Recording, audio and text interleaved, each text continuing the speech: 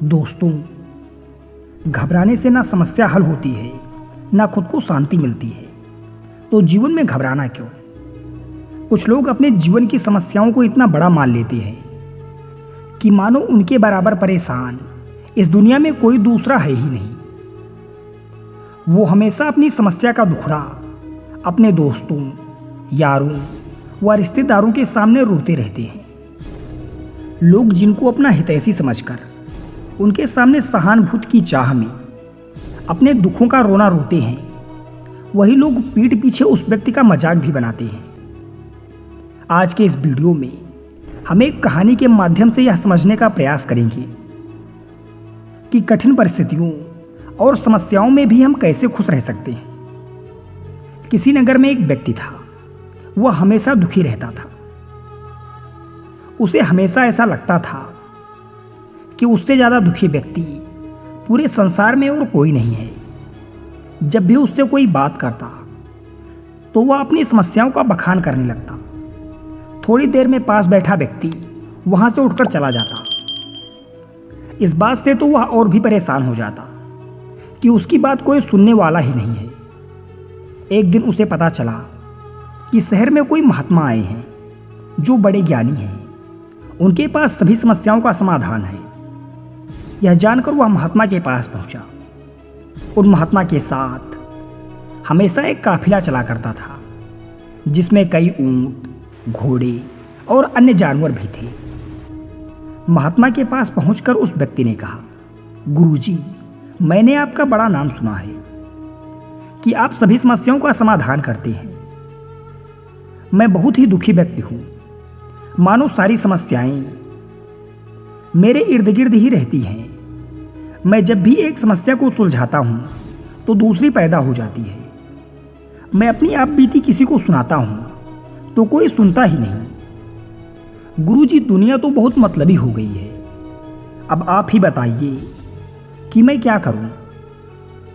महात्मा ने उसकी सारी बात ध्यान से सुनी और कहा, देखो भाई, मैं तो अभी इस समय बहुत थक गया हूं, परंतु मैं कल सुबह तुम्हारी समस्या का समाधान अवश्य करूंगा।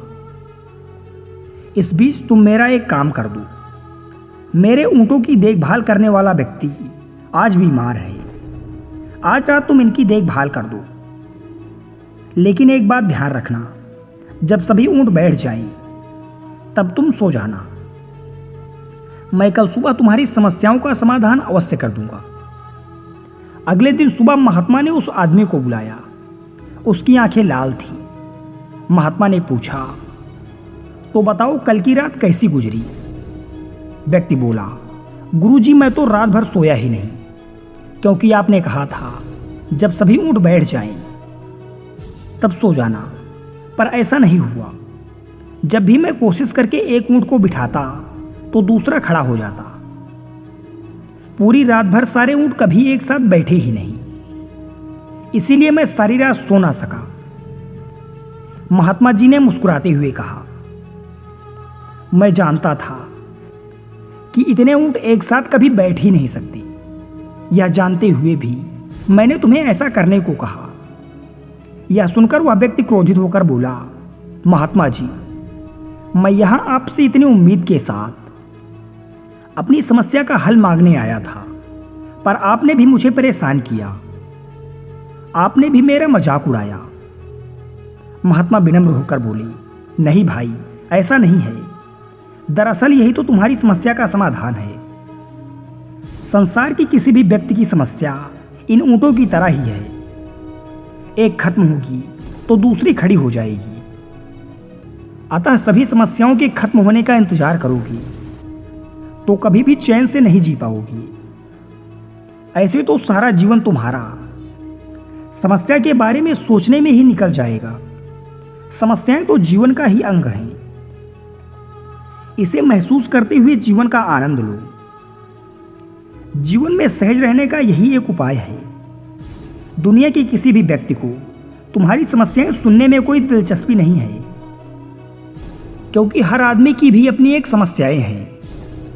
महात्मा जी की बात सुनकर व्यक्ति के चेहरे पर संतोष और सहजता के भाव उमड़ पड़ी। मानो उसे अपनी समस्याओं से निपटने का एक अचूक मंत्र प्राप्त हो गया। दोस्तों, इस कहानी की बातों को हमें समझना होगा कि जीवन में कितनी भी समस्याएं क्यों ना हो, हमें कभी अपना आपा नहीं खोना चाहिए, क्योंकि घबराने से ना समस्या हल होती है ना खुद को शांति मिलती है। तो जीवन में घबराना क्यों? साथियों, उम्मीद करते हैं यह कहानी आपको पसंद आई होगी। अगर वास्तव में कहानी आपको पसंद आई तो चैनल को सब्सक्राइब करके वीडियो को अपना प्यार अवश्य दें। धन्यवाद।